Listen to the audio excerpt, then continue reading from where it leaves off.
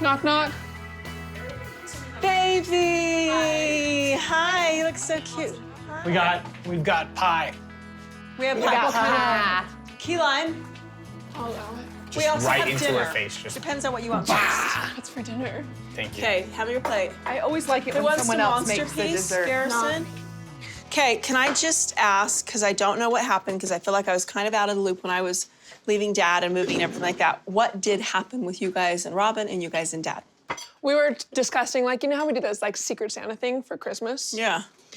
So Robyn was like, we should do it over Zoom so that we can, like, everybody see each other. And she was like, Ariella's forgetting who you guys are. For the last 20 years, we've had a gift exchange where we draw names and we pick a gift for another sibling for the name we drew. I have Aurora. Hayden! Brianna Rose. So Aspen started this text thread saying, hey, it's time to do the gift exchange. So Robyn was like, we need to do it over Zoom. And everybody else was like, well, that has, like, not a personal feel. So everybody was, like, giving up ideas. And I think I was like, we can make it a competition, whichever moms do it quicker or something. And then Robyn made it all about herself and mentioned something about trauma, how there's a bunch of past trauma. Which, by the way, where's the trauma coming from? Because Dad prefers them. Yeah. We can all agree on this, right? From my perspective, Cody did not choose us. My kids and I wanted to be a part of this family and wanted to be accepted and loved by everyone. Hey, welcome. Get some food. When we were blending families years ago, there was a lot of trouble. I didn't feel like I had a lot of support from the other parents to do this blending, and there was a lot of things that happened that were hard. But that started to kind of go away after 10 years or so of it. But then when COVID hit, all of a sudden, my kids and I were excluded again. And all of a sudden, we weren't part of their group.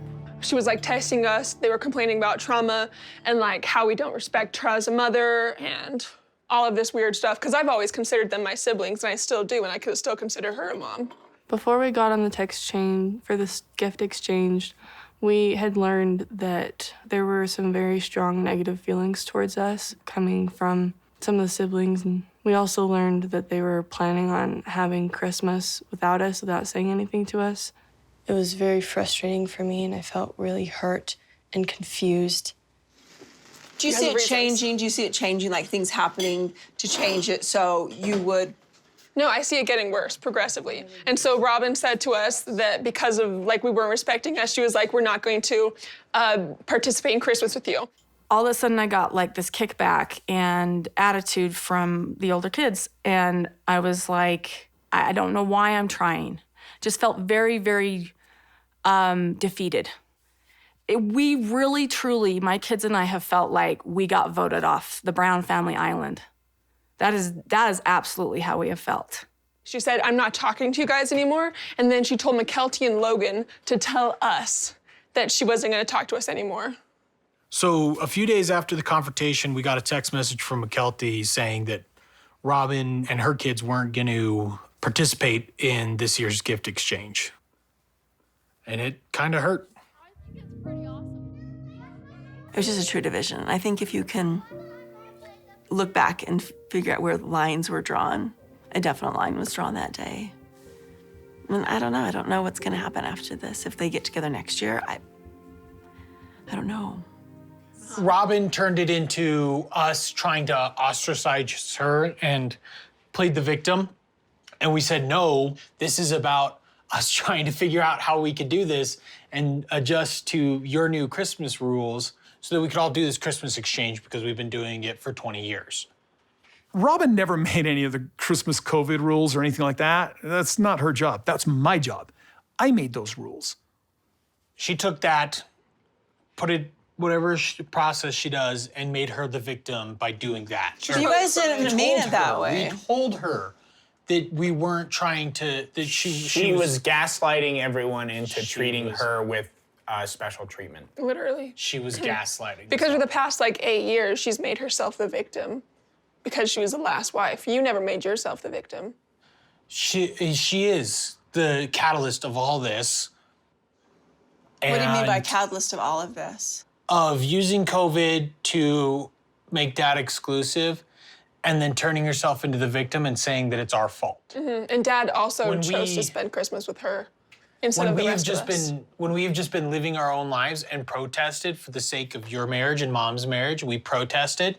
Once those were down the drain, we were just like, cool, we're gonna do our own thing. She no longer could feel the victim because she could no longer feel us attacking her because we just gave up. We didn't care about her anymore. All of you are just kind of jerks. I don't want to be around you. And I'm tired of it. And I don't want to call them, and I don't want to talk to them.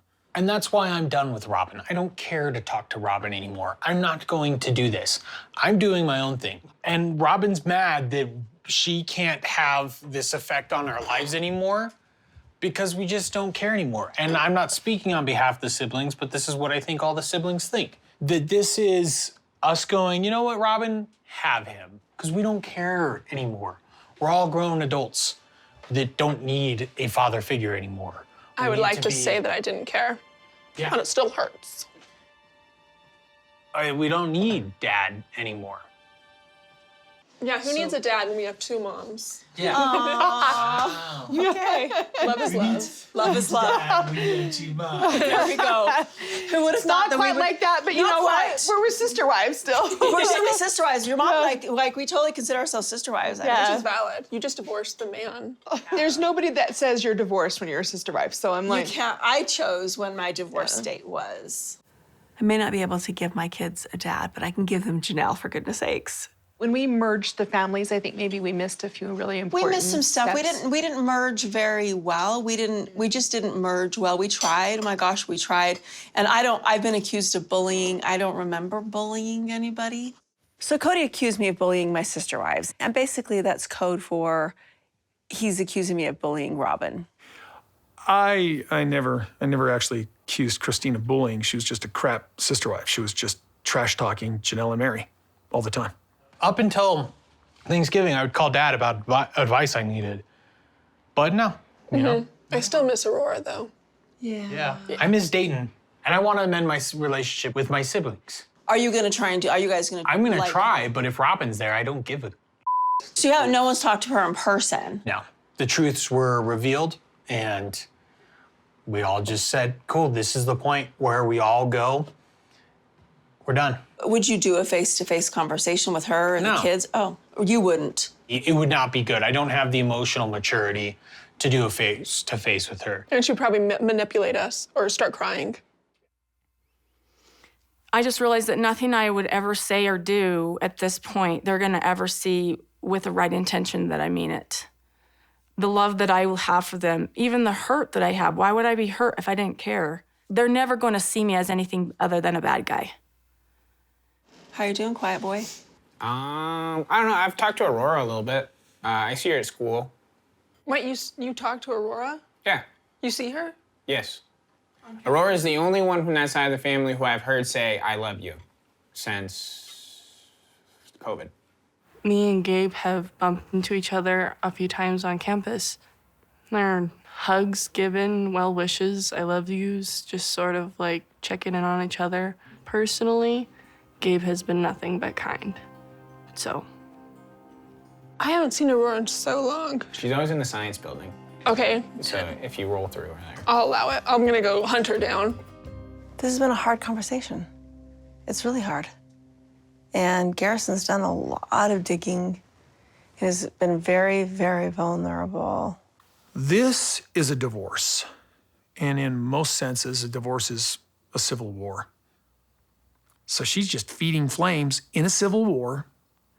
And I think she's got some terrible karma coming. Oh my God, imagine your father loving you. I still think he loves you. I just don't think.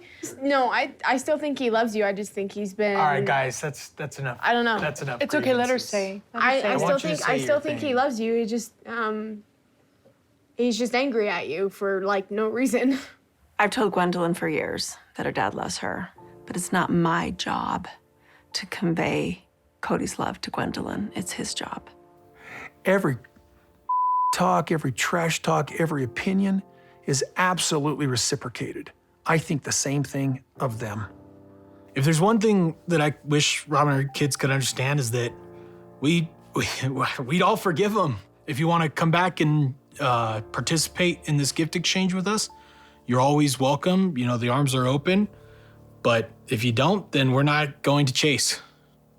All right, there's a lot of drama. There's a lot of drama. a lot of small things. I think we should take a break from this and discuss it another time. It's your house. You make the rules. That sounds great. Okay, well, thank you, everybody, for letting me cook for you.